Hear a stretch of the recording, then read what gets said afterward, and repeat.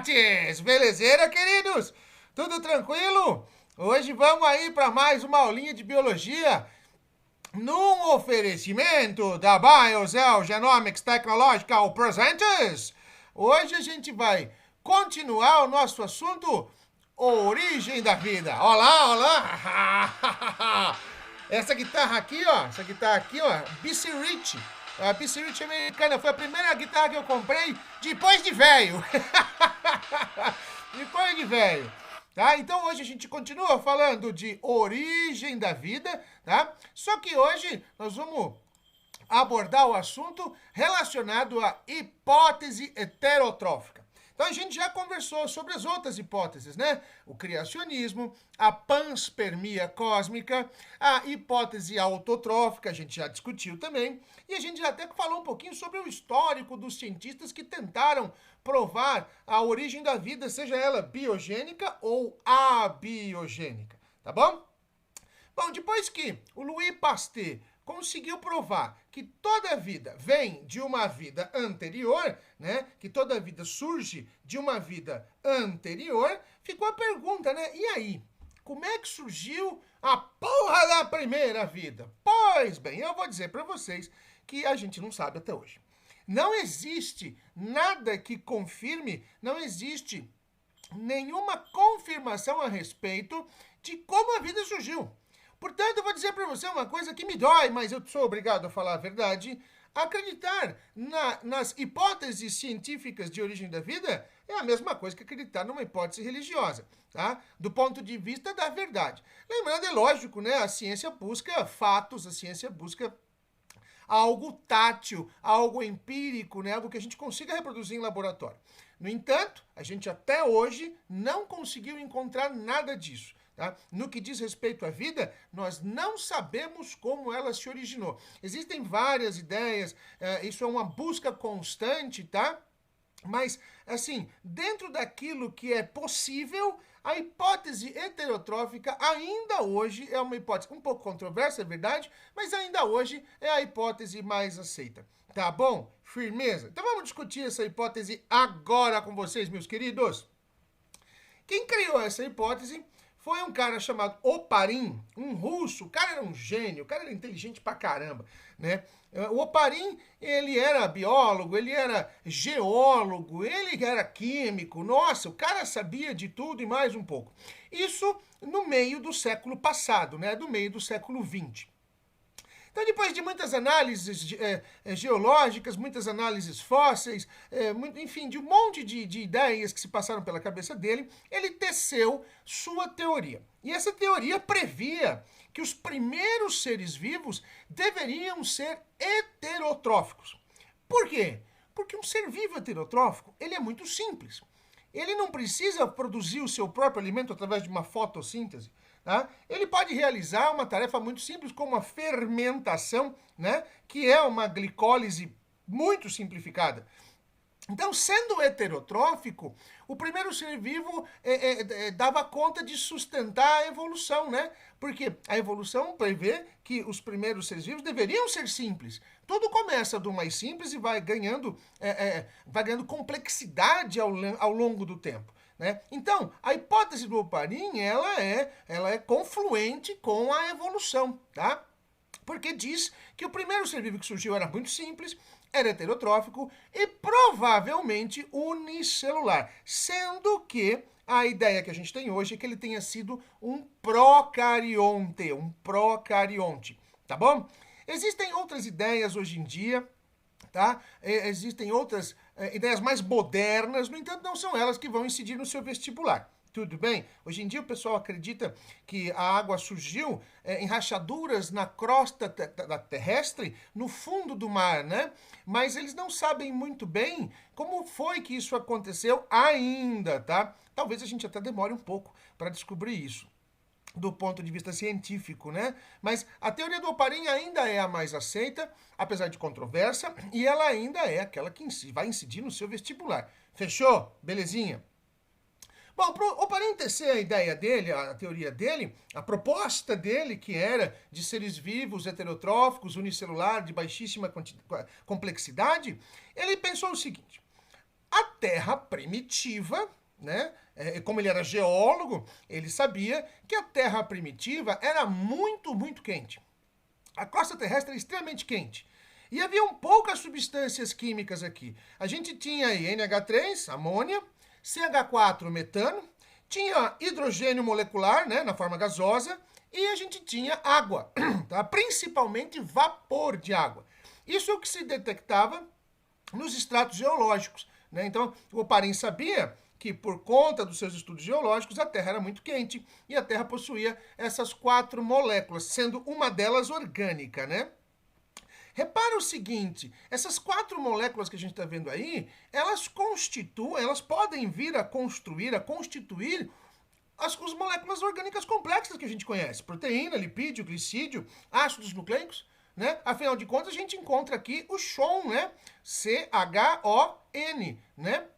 Carbono, hidrogênio, oxigênio e nitrogênio, que são os principais elementos químicos que constituem os compostos orgânicos. Tá? Se isso existia no início dos tempos geológicos do nosso planeta, e o Oparin sabia disso, era um passinho para começar a imaginar o surgimento de moléculas orgânicas e daí o surgimento da porra da vida, né?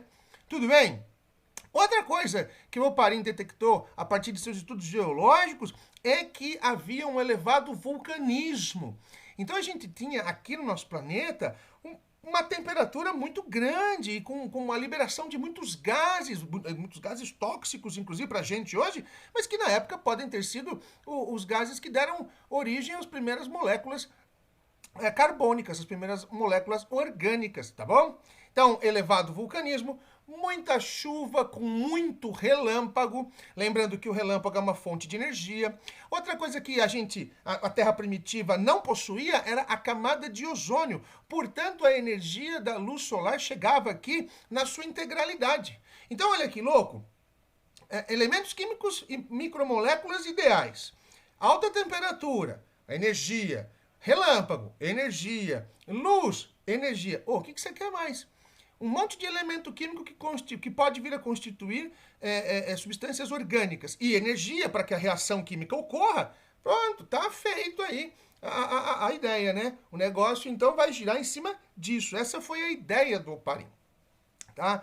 O Oparin, como eu já disse, era um cara extremamente inteligente, manjava de biologia, manjava de geologia e manjava de evolução também, e isso tudo acabou se tornando uma ideia muito atrativa no meio do século passado, no meio do século XX, tá? E o mais legal, a gente vai ver no nosso último slide, que parte da ideia do Oparin, parte da teoria do Oparin foi provada. O que não se consegue provar até hoje é como surgiu a primeira célula. A gente consegue realizar em laboratório a teoria do Oparin até mais ou menos a produção de compostos orgânicos complexos.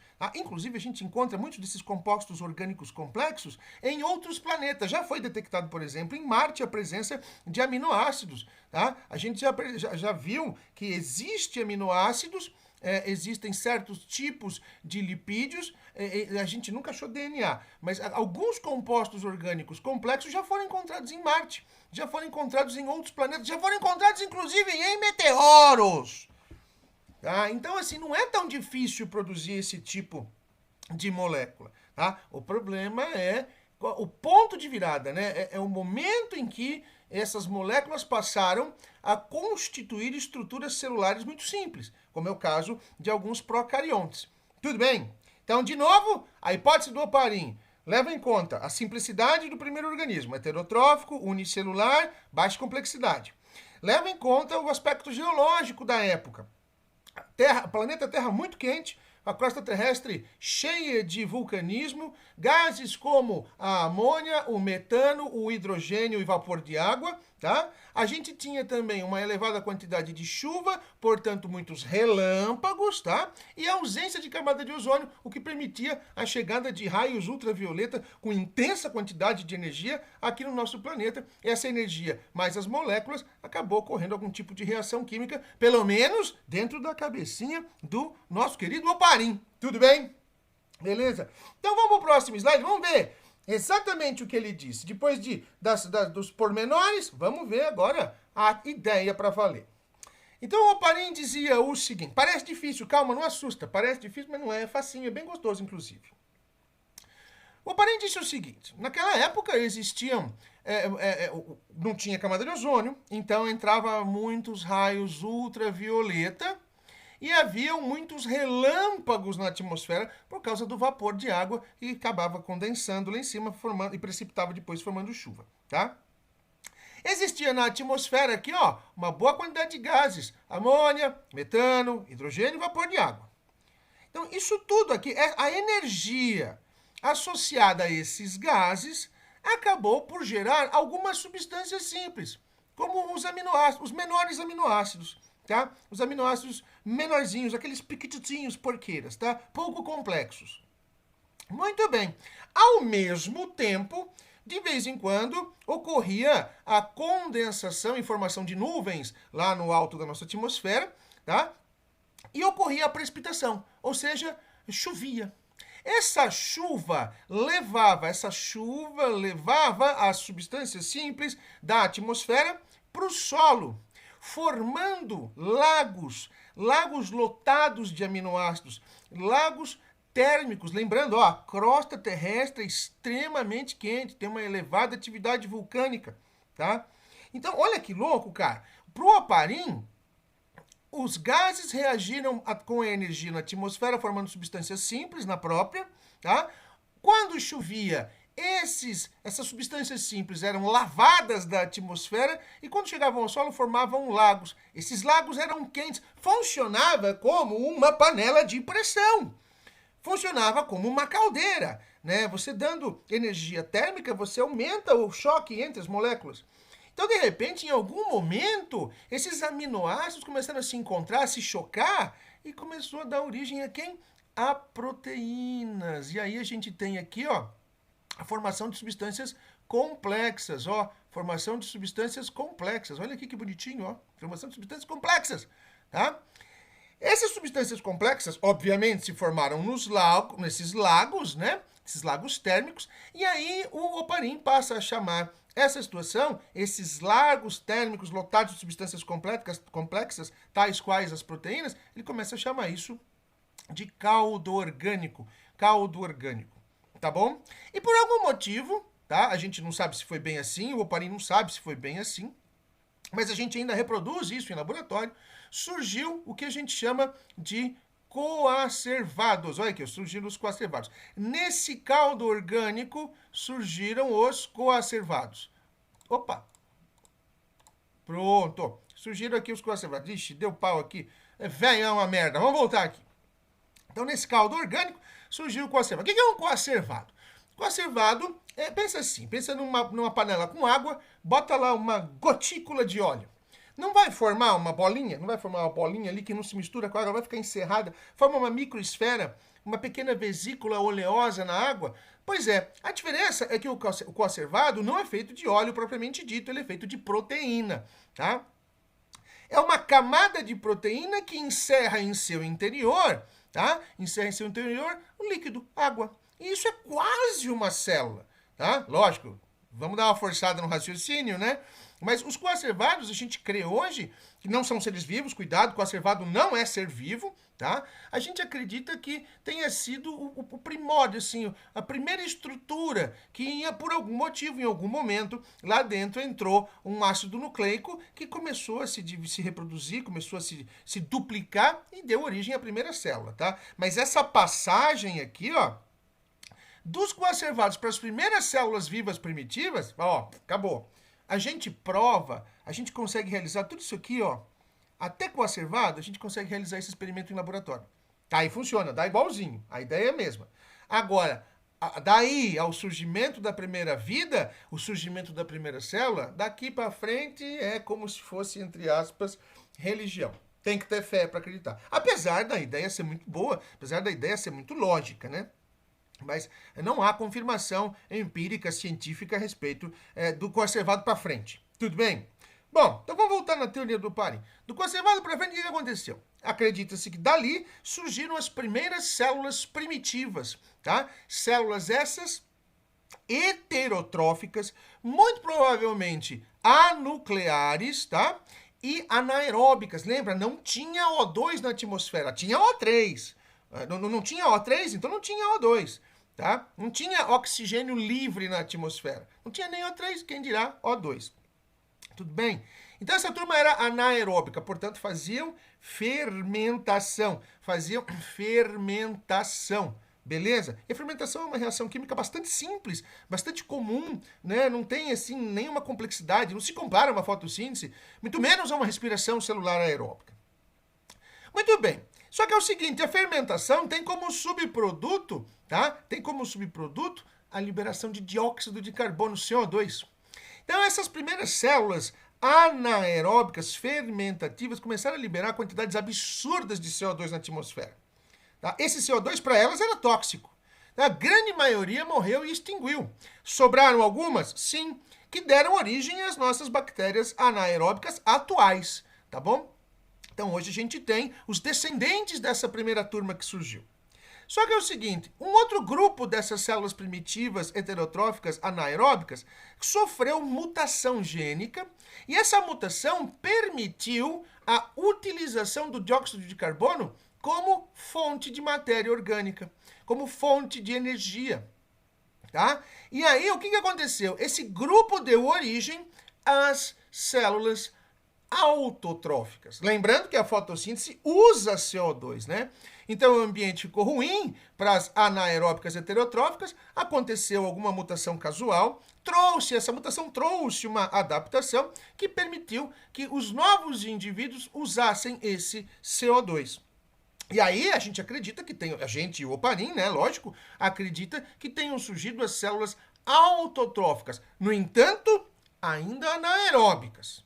Então a célula podia fazer quimiossíntese, podia fazer fotossíntese, mas não tinha oxigênio na atmosfera ainda, tá? Não tinha oxigênio. Então ainda era anaeróbica. Só que é o seguinte, esse processo de produção do próprio alimento liberava na atmosfera, agora sim, grandes quantidades de oxigênio. E o oxigênio para células anaeróbicas é tóxico, tá? Super tóxico.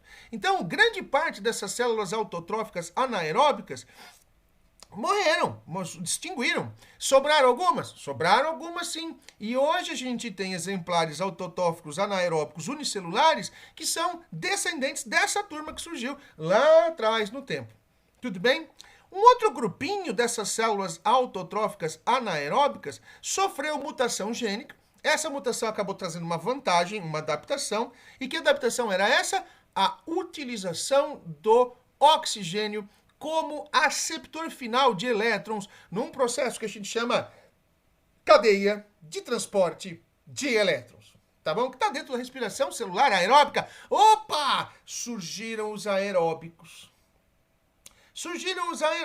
Então, dessas células autotróficas anaeróbicas, surgiram os heterotróficos aeróbicos e os autotróficos aeróbicos.